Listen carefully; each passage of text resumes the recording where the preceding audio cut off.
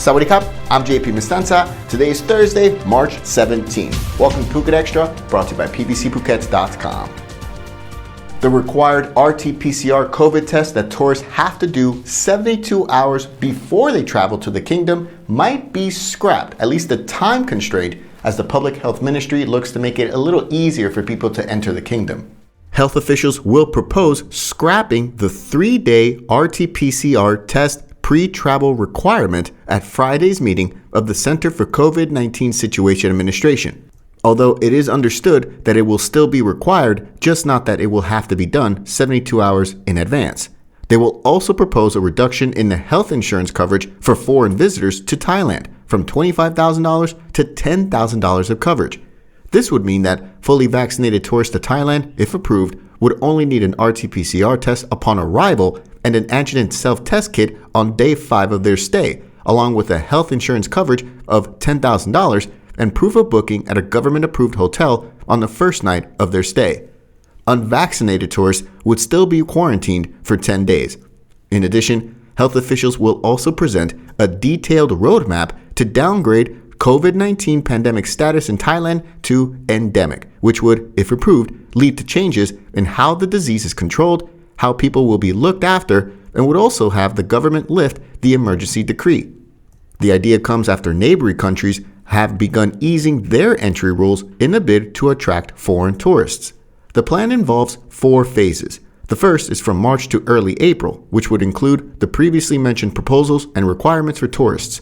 The second phase would be from mid-April to May and would reduce quarantine for unvaccinated arrivals from 10 days to 5 days and scrap any RT-PCR test before travel to Thailand.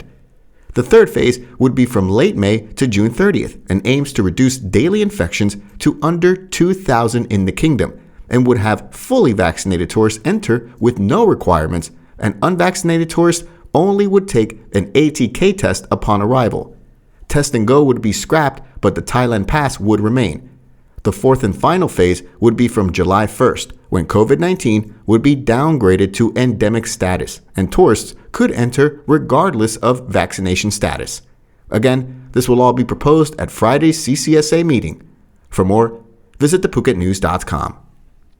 The government announced that there will be a public holiday period of 6 consecutive days over Songkran, as it also evaluates ways to lift remaining festivities and travel restrictions. According to reports, the government has added the additional day of Tuesday, April 12th, to the existing allocation, meaning the Songkran holiday period will run from April 10th to the 15th inclusive. Additionally, reports state that activities such as water splashing, rubbing powder on others, and large gatherings will be reviewed in the weekly Center for COVID-19 Situation meeting tomorrow to determine whether they will be permitted this year after a 2-year absence due to the pandemic. Similarly, the report stated that the government is reviewing the existing travel restrictions and hopes to be able to lift them at a time of year when interprovincial travel is at its highest. For more, visit thephuket.news.com. Police have made little progress in their investigation into a man wearing a police uniform while extorting money from a Phuket expat under threat of jail. The Phuket town police chief has assured that his officers are not ignoring the case. It all stems from a scam that took place several weeks ago in which a long-time Phuket expat was pressured by a man in a police uniform to transfer 56,000 baht early last month, in which the victim was told he would face 10 years in jail or a hefty fine for, quote, receiving funds procured through illegal means. The scam that targeted Mr. Alan Gonyat stands out from the plethora of scam warnings from police and senior government officials in that the man who presented himself as a police officer was happy to show the victim that he was in the full correct uniform. Police have already requested Kasikorn Bank to freeze the account held by a man named Pongdanai Chaya, whose account the money was sent to last month. Police confirmed that he is a Chiang Mai native and that a summons has been issued for Pongdanai to present himself to police for questioning. But 6 weeks later, nothing. Police say the bank statements show that the funds extorted from the victim have already been transferred to another account and again to a third account. Local police explained that many scam gangs were now presenting themselves as police officers to extort money from their victims and using fake Line and Facebook groups to set up to dupe their victims. However, local police have yet to reveal whether Pongdanai Chaya is a Royal Thai police officer stationed anywhere else in the country. For more, visit thephuket.news.com.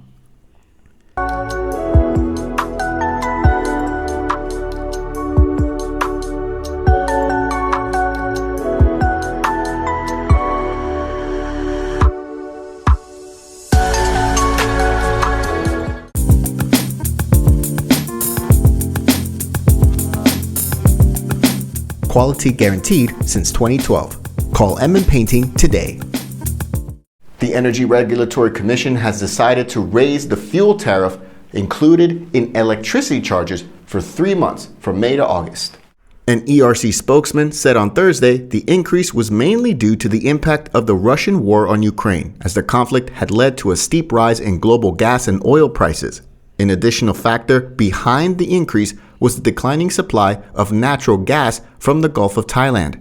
Due to the fuel tariff rise, the cost of electricity in Thailand would rise to 4 baht per kilowatt hour. For more on this, visit the link in the description.